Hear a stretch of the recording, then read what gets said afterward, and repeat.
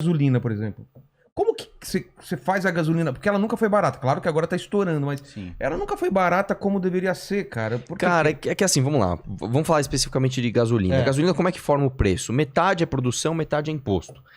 Na metade que é imposto, como que você faz para baixar imposto? Só tem um jeito, você tem que diminuir custo. Você não consegue baixar imposto se você não diminuir custo. Então é tudo isso que a gente fala. É enxugar privilégio da elite do funcionalismo público, é enxugar o número de cargos, é fazer reforma de previdência quando precisa, essas coisas. Você precisa enxugar o gasto público para que você cobre menos imposto. Na parte da produção, nós temos um agravante, né? O Brasil, e isso é uma mentira do PT, que agora o Bolsonaro tá espalhando que nós somos autossuficientes em petróleo. Nós não somos. Não somos. Porque o que acontece? A história do petróleo aqui é muito complexa, mas a evolução da exploração de petróleo e a evolução do refino do petróleo seguiram caminhos diferentes. E ambos com o monopólio da Petrobras. Então, a exploração do petróleo, ela avançou de uma maneira muito mais rápida do que o refino. Ou seja, a gente começou a fazer ali grandes refinarias de petróleo pesado, que é o petróleo mais fácil de você obter, mas que ele é um petróleo pior. Entendi. E aí a gente avançou na exploração, então a gente começou a pegar petróleo muito bom, só que a nossa refinaria não está pronta para isso.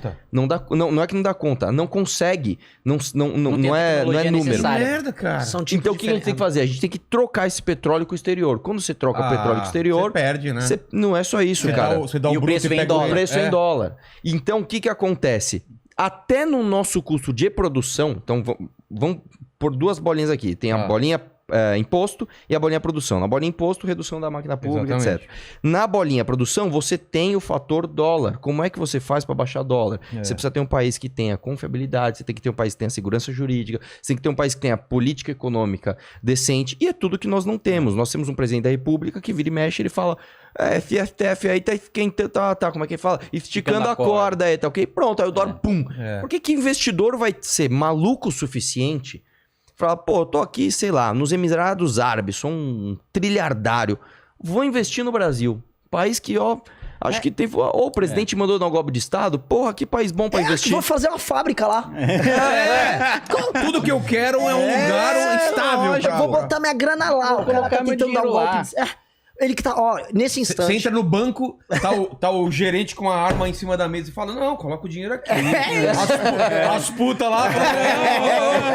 Esse banco é legal. E assim, o nada faz sentido no Brasil. O Não, Brasil... mas só pra terminar esse negócio do petróleo, por que esse lance do refino, por que a gente não evoluiu? Porque muito caro? Não é só isso, porque infelizmente a gente aqui tem o monopólio da Petrobras, você não pode simplesmente concorrer com a Petrobras.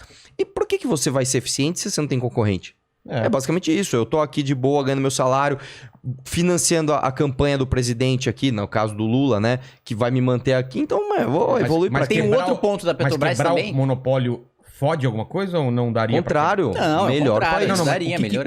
Quais são as amarras? A amarra é o corporativismo de indicação política da Petrobras, né? Porque aí você perde muito poder. O Estado, o governante perde poder. E isso é um entrave político para isso. Sindicato de trabalhador da Petrobras com medo de ser demitido.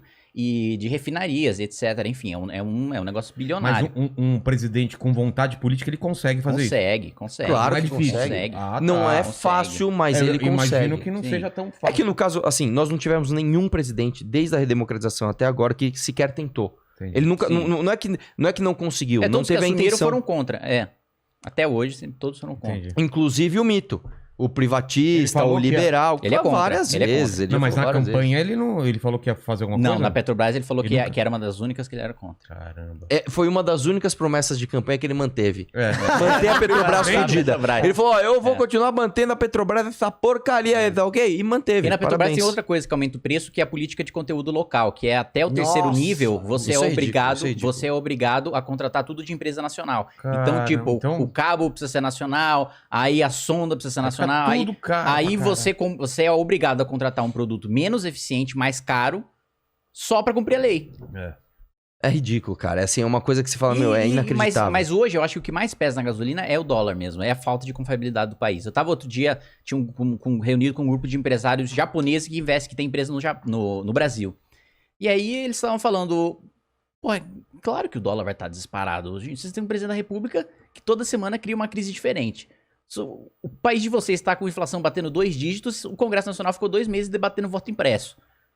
O que vocês querem? O país de vocês está quebrado. Tá pandemia, um monte de merda, os caras estão discutindo voto impresso. Não, e vou te falar mais, cara. Você vê, e o cara, ele trabalha tanto na mentira, o Bolsonaro. Esses dias eu tava na academia, eu tava ouvindo um personal falar pra aluna dele. Porque você vê esse preço da gasolina aí? O Bolsonaro zerou os impostos federais na gasolina e os governadores subiram ICMS. Cara, é mentira! Aí eu fui falar, o cara falou, desculpa, cara, eu tava ouvindo a tua história aí. Você sabe que é mentira isso, né? É mentira? Mas, cara, quando eu peguei a notinha da gasolina... eu ia comentar disso. Eu olhei lá e tá 0. Por favor, Renan. Não, o ponto é o seguinte. A gente tem 2 formas com que o governo brasileiro aborda essa questão do aumento do preço da gasolina. Teve a Dilma, que ela destruiu a Petrobras, e a verdade é o seguinte, tem petista assistindo, o petista tá jogando, o Bolsonaro, não sei o quê.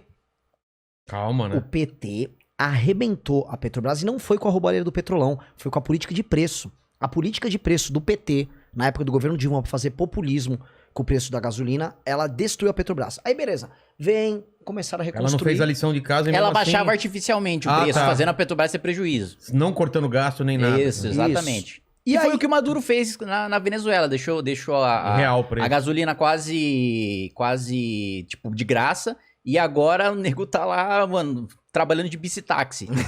Num país que tá nadando em petróleo. Continua aqui. E aí, qual é a tática do Bolsonaro? Ele não vai fazer isso. O que ele fez foi exatamente isso que o Arthur falou.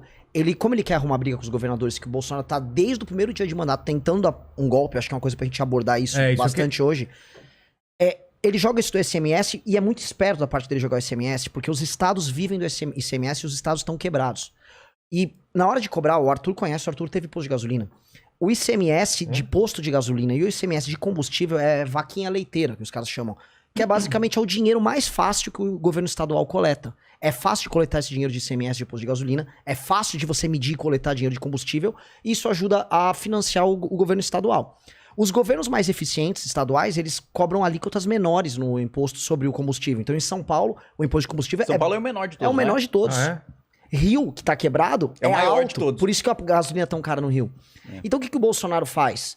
Ele joga a culpa nos governadores de forma mentirosa, porque as alíquotas não se alteraram desde que o Bolsonaro entrou. E aí ele joga a culpa porque ele sabe que ele joga a pressão das pessoas sobre os governadores, e como os estados estão quebrados, e a maior parte dos estados estão renegociando, ele quer enforcar os estados. Porque tudo que o Bolsonaro quer é gerar crise. Então, em vez dele ver o problema... A abordagem petista quando ele vê um problema com o preço do petróleo. Vou fazer um populismo e destruir a Petrobras. A abordagem do Bolsonaro. Vi isso, eu vou dar um jeito de jogar as pessoas pra tentar dar um golpe. E é sempre isso. A linha do Bolsonaro é sempre de tentar insuflar as pessoas contra os estados e os municípios. E a linha do PT é, vou fazer um populismo aqui, jogar conta pra todo mundo e fingir que tá tudo bem. E a gente pode fazer um paralelo disso com várias coisas que tanto o petismo faz quanto o bolsonarismo faz.